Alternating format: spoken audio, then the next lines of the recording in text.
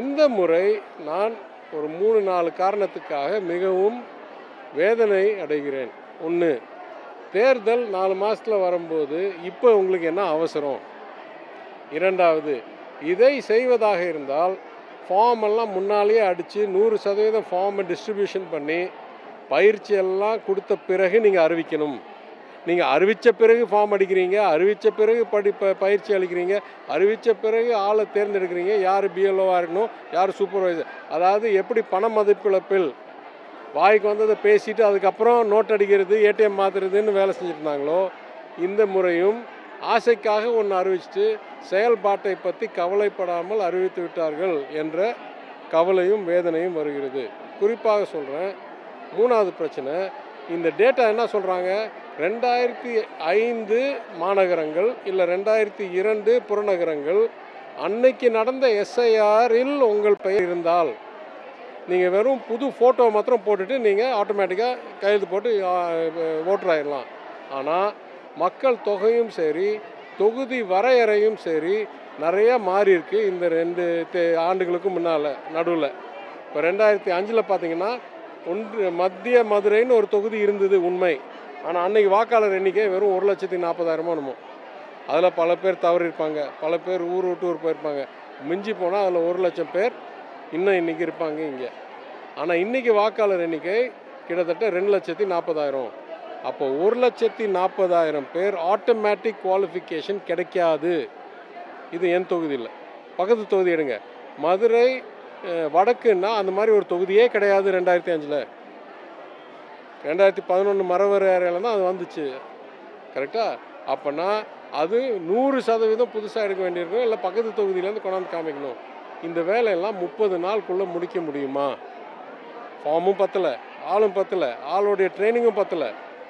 இவங்கெல்லாம் முழு நேரம் வேறு வேலை செய்து கொண்டு இருக்கிறவர்கள். இந்த பிஎல்ஓ போட்டிருக்காங்களே, அவங்கெல்லாம் சிறப்பாக பயிற்சி பெற்று நாள் பூரா இந்த பணி செய்கிற நபர்கள் இல்லை. அவங்க ஏற்கனவே அரசு ஊழியர்கள், வேறு ஏதோ பணியில் இருக்கிறார்கள். கூடுதல் பணியாக இந்த வேலை கொடுத்துருக்கு. இப்போ கூடுதல் பணியாக இவ்வளோ குறுகிய நாட்களில் குறைந்த பயிற்சியுடன் தேவையான ஃபார்ம் ஆட்டோமேட்டிக்காக கையில் இல்லாமல் எப்படிங்க நீங்கள் இத்தனை கோடி பேரை இவ்வளோ குறுகிய நேரத்தில் சேர்க்க போகிறீங்கள்? எல்லா செயல்பாடும் இந்த ஒன்றிய அரசோடது.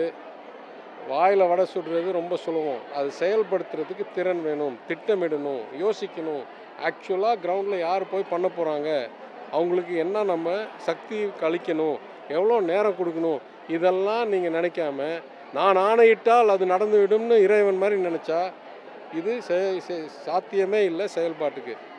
கடைசியாக சொல்கிறேன், ஒரு காலத்தில் தேர்தல் ஆணையத்தில் போய் தகவல்லாம் டவுன்லோட் பண்ணால் அதை ஈஸியாக கம்ப்யூட்டர் டேட்டா பேஸில் ஏற்றுற அளவுக்கு இருந்தது.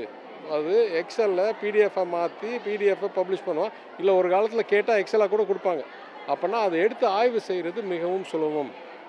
இப்போ யாருமே அவங்கள தவிர எதுவுமே ஆய்வு செய்யக்கூடாது என்ற நோக்கத்துடன் இந்த தகவலெல்லாம் அவங்க வச்சுருக்க டேட்டா பேஸ் ஸ்ப்ரெட்ஷீட்லேருந்து பிடிஎஃப்பை பிரிண்ட் பண்ணி பிரிண்ட்டை ஃபோட்டோ எடுத்து அந்த ஃபோட்டோ இமேஜை தான் லோட் பண்ணுறாங்க. அது ப்ராசஸ் பண்ணவே முடியாது கம்ப்யூட்டரால். அப்போ நியாயமாக செயல்படுற ஒரு ஆணையம் ஏன் தகவலை இந்த மாதிரி டிஜிட்டலைஸ் பண்ணுறதுக்கு கஷ்டப்படுத்தணும்? உங்கள் செயல் உண்மையாக இருக்கா, நியாயமாக இருக்கா? யார் வேணாலும் ஆய்வு செய்கிறதுக்கு தகவல் நீங்கள் எக்ஸல்லையே கொடுங்க. நீங்கள் ஏதோ ஒளிச்சு மறைச்சி இறைவில் வேலை செய்கிற மாதிரி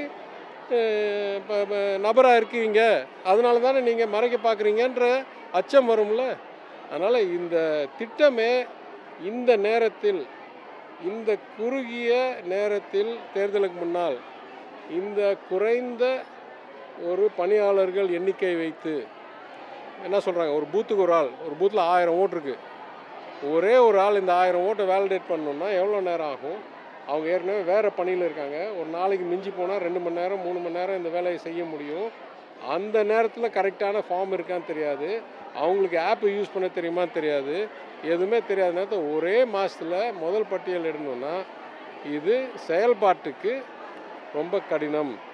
அவங்க எது வேணாலும் கனவு வச்சுருக்கலாம். அப்போ கேட்குற கேள்வி, என்ன கனவு இது? இது அவங்களுடைய சக்தி கூடுதல் நியாயத்துக்கு இல்லை உண்மைக்கு மேலே இருக்குன்ற கனவா, இல்லை எப்படியாவது மக்களை ஒதுக்கணும் அப்படின்ற கனவா, என்ன கனவு இதுன்னு சொல்ல தெரியல. உடனுக்குடன் செய்திகளை தெரிந்து கொள்ள சன் நியூஸ் பெல் ஐகானை கிளிக் பண்ணுங்க.